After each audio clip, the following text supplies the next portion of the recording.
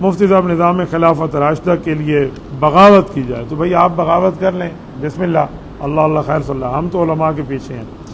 مفتی صاحب ہمارا مولانا فضل الرحمان صاحب سے شکوہ ہے وہ فلسطین کے لیے احتجاج، یار شرم کرو یار، مولانا کے بارے میں آپ یہ بات بھیجتے ہیں جس بندے کی زندگی فلسطین کے لیے گزر گئی ہے۔ یہ 8 اپریل 1988 کو یہ سوال لکھنے والا پیدا بھی نہیں ہوا ہوگا، مولانا نے اسرائیل مرد آباد کانفرنس سے خطاب کیا تھا ڈیرہ اسماعیل خان میں، جب ساری کالی داڑھی تھی، ایسے لگتے ہیں جیسے بھائی اسد والی شکل۔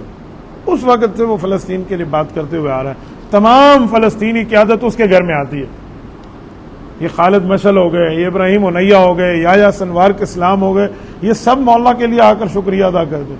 آج بھی وہاں اگر کھانے پکتے ہیں تو اس پر مولانا فضل الرحمان کا شکریہ لکھا ہوتا ہے جو اس کی امداد جاری ہے۔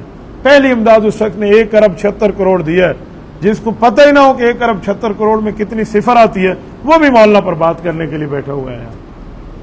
کچھ انسان سمجھے، جتنے بڑے ملین مارچ مولانا نے فلسطین کے لیے کیے ہیں، اتنے کسی نے آج تک کیے ہیں؟